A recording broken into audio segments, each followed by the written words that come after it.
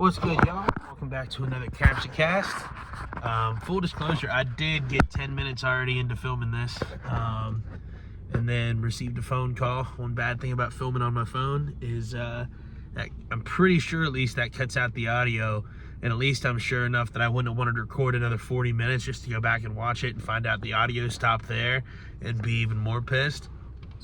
So we're just gonna re-record it. I do think... Not even I think. I mean, I have a laptop. It's an old laptop that's been rehabilitated. But it should work. I just haven't gotten a chance to really fuck with it yet. Being the holiday season and all. So yeah, I hope everybody had a great Christmas. That's how I started out the last one. It was nice and proper.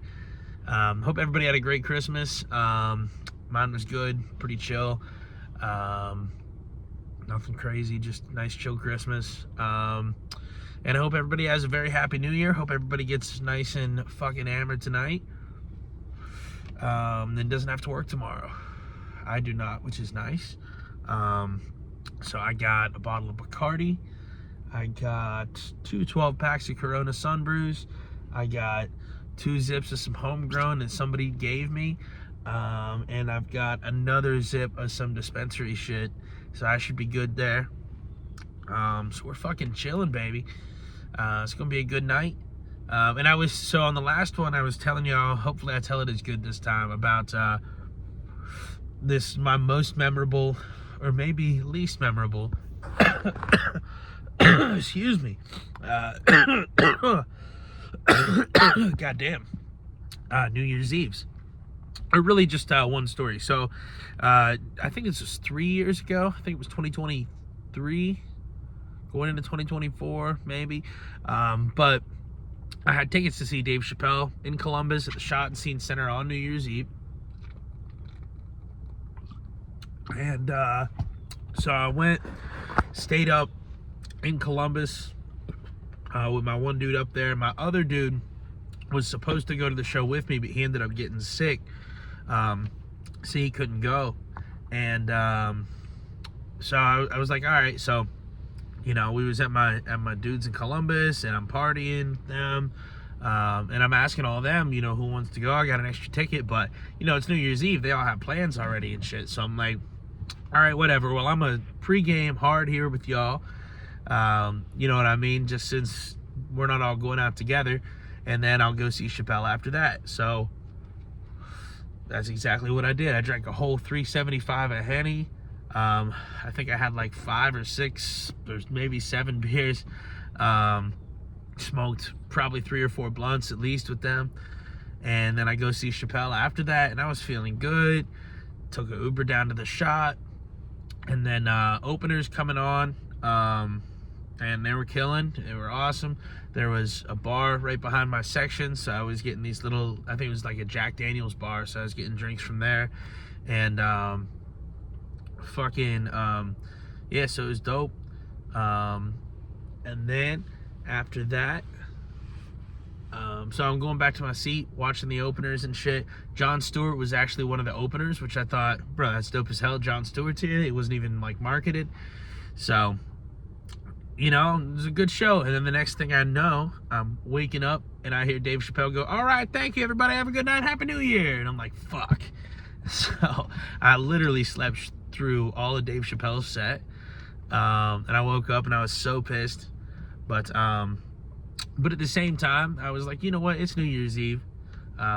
So yeah, that was the most or least memorable. And then I ended up walking back to their crib, my homie's crib, and did some more partying with them. So it was still a great night. But it's just a funny story. Hopefully I get to see Chappelle again one day and actually, you know, watch his whole set. So that's how I let off. And then I said, I think I'm gonna do it this way, this podcast. I'm gonna talk a little bit about some current news, and then we're gonna do like a kind of like a 2025 recap.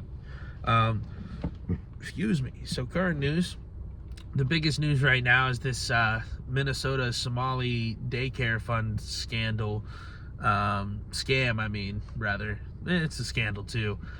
Fraud scheme is another good way to put it. And some of this shit is so like hilariously like there's no way this can even be real type shit. But it is. And basically this guy was walking around and like noticed all these daycares are going up in the city and there's never any kids there. So then he starts asking some of them just like very normal questions you would ask people who run a daycare, and they couldn't answer any of them and were getting mad and telling them to leave. He's like, that's suspicious. And then people started looking into all of like the grants they've gotten and how much money they've gotten from the government at these places, and it's like millions of dollars. And so everybody's like, what? And it gets even crazier because like one of the places literally said like the Leering School or the Leering Academy or something like that. Like they forgot to put the N in learning. Like literally, bro. Like it's crazy. And then so now the funny shit that's happening is like, so once people started discovering that, now the N is up in learning. Oh, convenient. They fixed that the very next day. And now there's this other place that's come under scrutiny, and they're saying, oh yeah, we got robbed. They said they got robbed, and all of what the robbers happened to take were the student records, employee records, fucking tax information, grant information. Like, all the stuff that the investigators were looking for is suspiciously what was taken. Oh, how convenient. So it's so funny. And the idea that there's still some people that, because they're out there, some liberals mostly, it has to be, that still believe the media and like the news and shit, which is just fucking crazy. And they're sitting there like fucking like, well, I guess they just got robbed and that's what happened. Like, oh my god, it's so funny. And it's also leads to some important discussions. There's somewhat of an immigration discussion there. Minnesota has a very big Somali population. Obviously, not all of them did this. I'm not making it a racial thing at all. But there's something to be said about, are we letting in people that truly have respect for the country and want to do the best in the country, or people that want to pull scams and fraud schemes and all this shit? And Americans do it too, but again, those aren't people that we're letting in additionally into the country. They're people that are already here. But the bigger aspect of it is just, I'm gonna have to put my phone in this part of the steering wheel, but fucking there's no good place to put it. I'm in the whip. My hand was getting tired. But so the crazier part about this discussion is the fact that this is what government programs are. This is what government programs lead to. These are government grants, and the government's going to fund daycare and childcare. And this is just a small example of why communism and socialism do not work. And they broke this down really well on part of the problem. I'm not going to just repeat all the stuff that they said, but go give that a watch. Dave Smith and Robbie do a great job of explaining this. But to sum it up, the main thing is when government tries to get involved in something, there's no incentive to make it the best. And by default, that instantly starts the fraud to where on such a small scale as that, or such a big scale as, people intentionally skimming off the top of it. And that's what always happens. Look at how much money has been given to fight homelessness in California, and there's more homeless now than ever. And so where does this money actually go?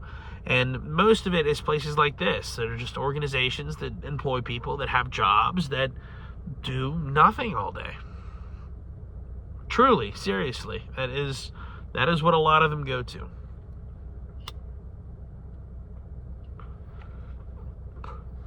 And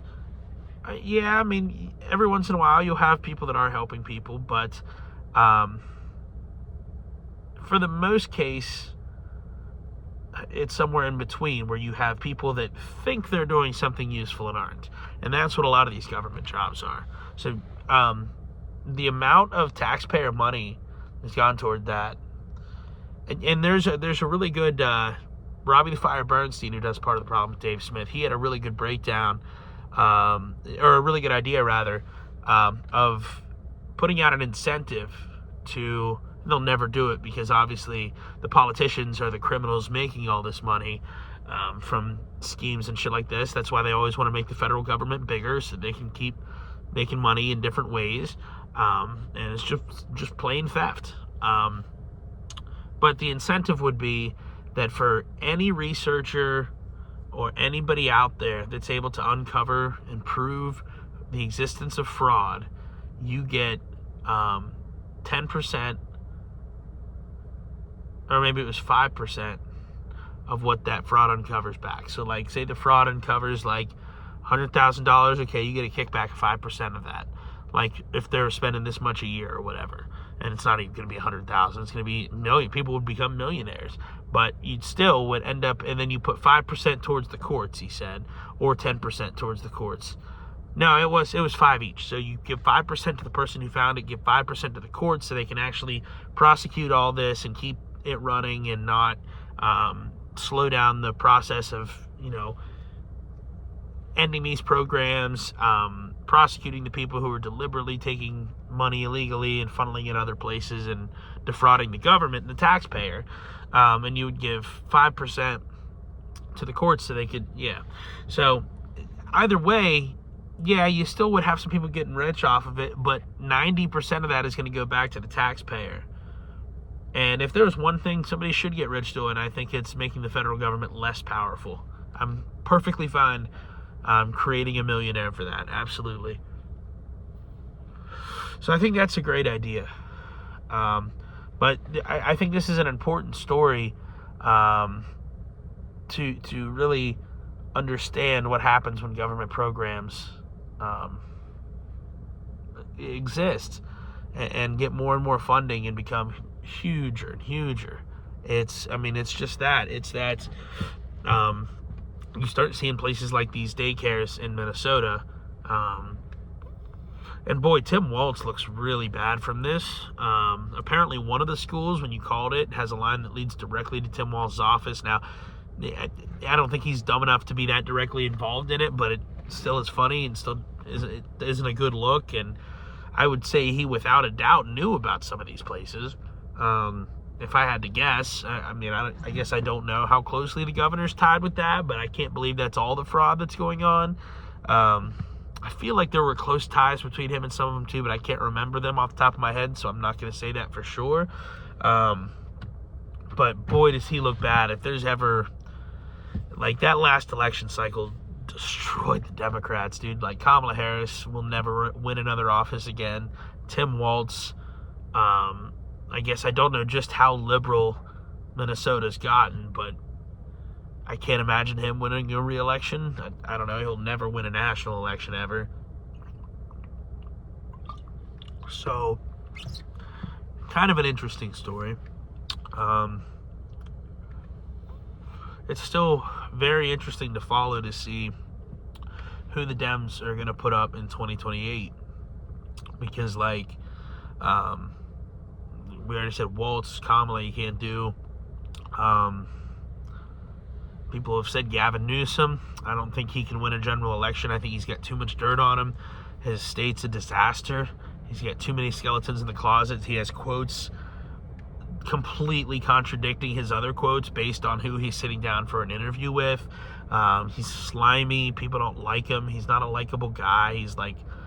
He's charming, but in like a snake-like way where you can just see like the fucking evil in him or something, like, or that he's a backstabber. He'll say he's slick. He'll say whatever he wants to in whatever situation. They're all a little bit like that, but he's just so blatant about it. So I don't think he can. People have said AOC. I don't think AOC can win a general election. She's just kind of like Kamala and not very intelligent. Just doesn't really seem to have a grasp on what any of the issues actually are. She yells a lot. She's super far to the left and woke, and I don't see it. Now, I'm not saying I couldn't see a swing back to the left, because a lot of these young kids have never ever read any economics at all, and I haven't read much of it, but it doesn't take that long to realize how bad communism and socialism is. A lot of them don't really have a good knowledge about Stalin and Mao and the problems there, and that they were the two that they killed more people than Hitler. Each of them individually killed more people than Hitler. So Um, and another reason for that is we already have a socialist government that spends money on everything. So there's a lot of people that are like, yeah, you know what? Fuck it, they're going to spend the money anyway. They might as well spend a little bit on me if they're going to ship it and send it all to Israel and send it all to the Ukraine and all these other places just for war.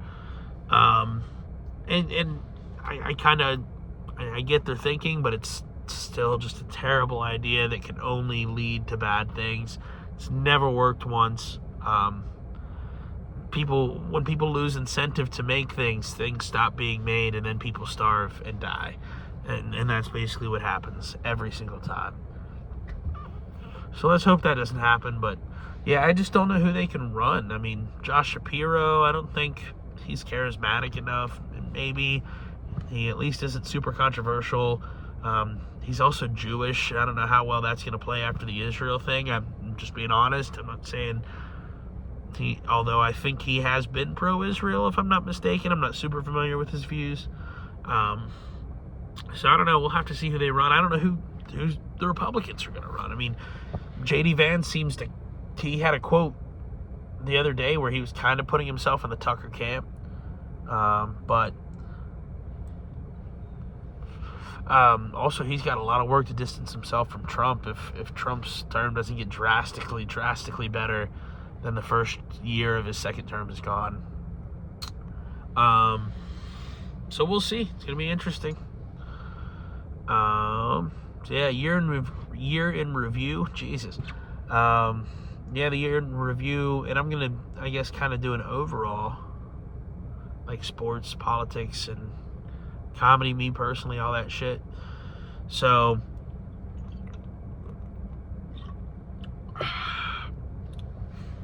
because politics-wise, obviously, Trump won the election, came into the year, took office January 20th. Had a ton of support, historic comeback, biggest comeback in American political history. He had his record high approval ratings. And it all crumbled apart completely because of how bad the administration has been on some key things.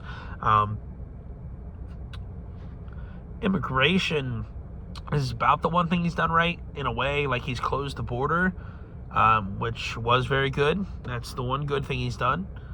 But besides that, they're not deporting the worst of the worst generally. I feel like I've seen an uptick of that in the past week or so, maybe. But it seems like they're doing a lot of, like, just families and people that have been there forever, and that's really not what anybody wanted them to start with. Like,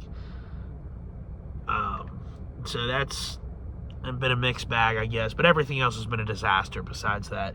The support for Israel, to the point where it makes Trump look weak, and the war with Iran, that was a huge hit to him, to his approval.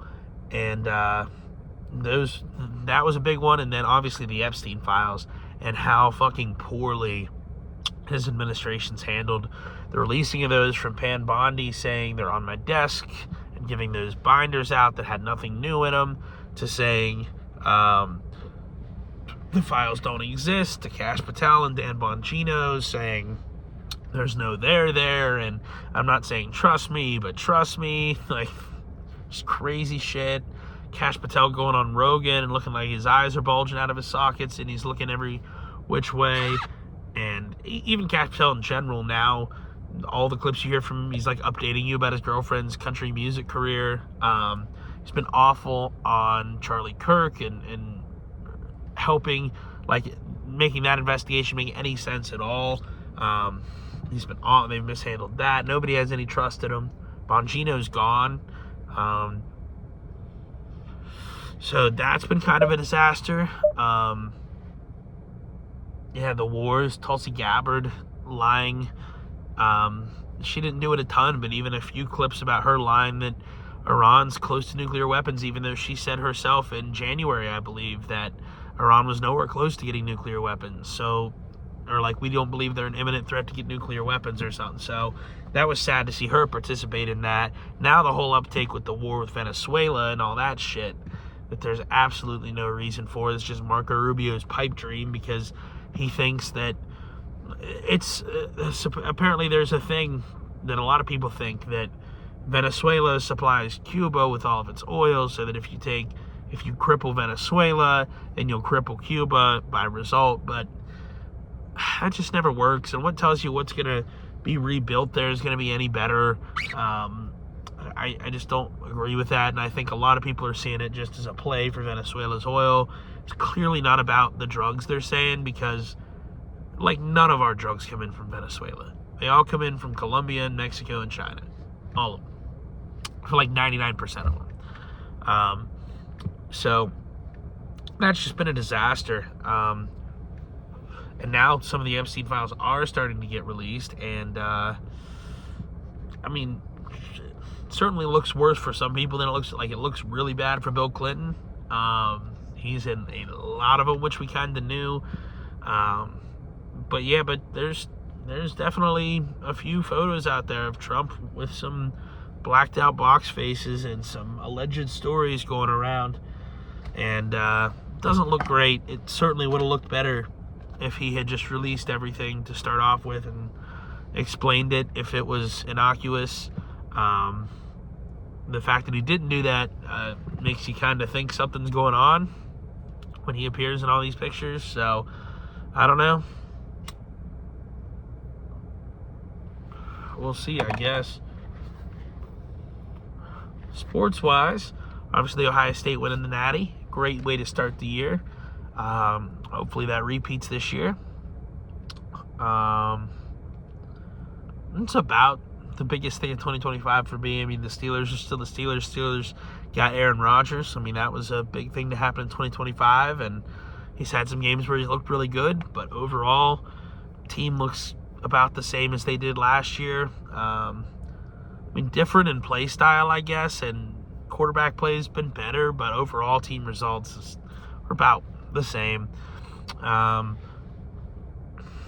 And it's getting kind of dark for the Steelers right now. Like, there doesn't seem to be an easy way out of the situation the Steelers are in, because they have a very old team, but not like necessarily all going to retire next year. Some of them, Aaron Rodgers might retire next year. Cam Hayward could retire. But Ramsey's still got some years on him. TJ Watt's still got some years on him. DK Metcalf's still got some years on him. These are all very expensive, like, older guys that if you were a championship team, you would love to have those guys signed for a couple of years down the road. But the fact that you're not, and you're almost a team that's looking like we kind of need to rebuild everything, nothing's working perfectly. Like in every phase, pretty much in every level of the game except for maybe edge rusher, the Steelers could use improvement, like every position. And maybe running back. I'll say running back. Warren and Gainwell have been pretty fire. Every other level than that, the Steelers could use some improvement in. And actually, the offensive line's been one of the better groups this year, to tell you the truth. So I don't know where they go from here, but something tells me it ain't pretty. I hope I'm wrong. Hopefully we beat the Ravens, and we get in the playoffs, we win a game or two, at least make some noise, and we can call it a good year if that happens. So hopefully. Ohio State winning the Natty. Hopefully we're back there. Baseball-wise, Pirates are still ass, of course. Still nothing in the NBA has really got me watching right now. The WNBA, I guess, I don't know how much of this is real, because I just see it when I scroll through Facebook. I haven't really looked into it. But supposedly, is this real that somebody let me know if I'm wrong about this. But I've heard the WNBA players are getting ready to strike because they're not getting paid enough, which is hilarious because they lose money every year. So we'll see what happens with that. Something tells me the NBA, because it's a very kind of liberal league, is going to cave and just pay them more. And I'm not saying you can't pay them a little bit more, I guess, but I've seen quotes, I don't know if they're real or not, they want NBA money, and that's fucking ridiculous. But it would be even better to say, no, when you turn a profit, then we will pay you more. Like, I don't know, man. So we'll see what happens with that. Hockey, I still need to start watching hockey. The Penguins did make history this year. Evgeny Malkin, Sidney Crosby, and Chris Letang, I believe, are the three. Are the first, like, I don't know if they've got to be the first I can ever remember in any sport of, like, your three core players being the same players for 20 years in a row, which is insane. That being said, the Pens had a hot start to the season, I know, and then they've been falling off a little bit lately. I think they're like second to last in their division right now, which sucks. So yeah, we'll see what happens with that. Penguins might need to be in rebuild mode soon too. I think they actually just got sold, interestingly enough. Wish Bob Nunning would sell the Pirates, would be nice, but not holding my breath for that one. So yeah, that's kind of sports.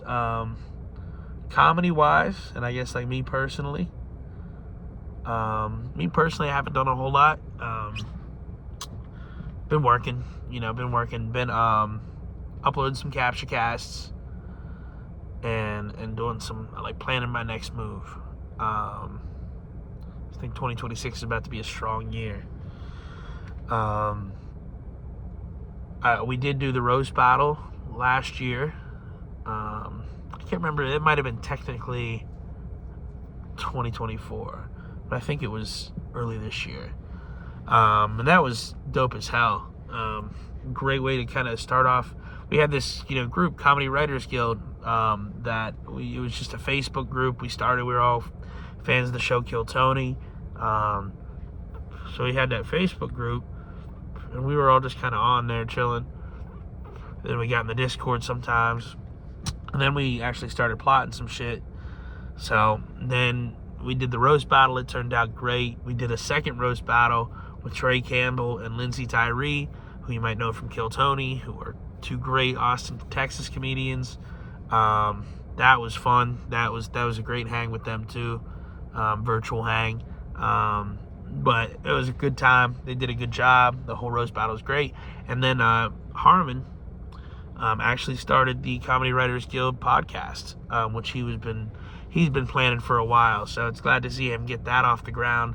Format's really cool, where people just he makes a joke concept, and then people just respond with punchlines, and that's the invite onto the podcast. There's been some truly great episodes. I need to get better at being there for more of the episodes. It's hard for me to commit to a live podcast like that, I guess would be my only thing with the format, but it is definitely a neat format, and still definitely worth a watch, even if you're not watching it live. Like, great content on there. So it's cool to see him get that off the ground. Our dude Defender in the Comedy Writers Guild, he got on Kill Tony. That might have been last year too. I can't remember the first time, but he's had a lot more appearances on it this year. He went to Skankfest and volunteered there, so we had to kind of rub elbows with some big name comedians there. So been a good year as far as all that stuff's concerned. Me and a couple of my buddies from work did a comedy show in February, I believe, up in Uniontown, PA, and that was really fun. 30-minute set, super long. I mean, for my second set ever, I think it was okay. Definitely a lot of shit I could cut out in there that was just too long and boring and shit. But I learned a lot, and it was a fun time. Got some laughs, so that was dope. But that's the only mic I've done this year. I did that other one in December of last year, so I definitely need to do more of that in 2026. Get out, hit some mics. It's tough. There's not a ton around here. Yeah, I'm thinking about moving up to the Pittsburgh area, but I got to see what rents and shit are going for right now and all that. So we'll see. We'll see what 2026 holds. yeah, I mean, this might be a little shorter of a CaptchaCast. I feel like I just ran through everything pretty quickly. It's a nice day here. We got some snow on the ground, 28 degrees, not too cold, you know. Getting ready for this Ohio State game coming up here in a few hours. Till then, about to fucking smoke some blizzies and drink some brewskis. It's gonna be a good day. So I think with that, I'll leave y'all to it, man. Have a happy new year. Peace and love. Caps out.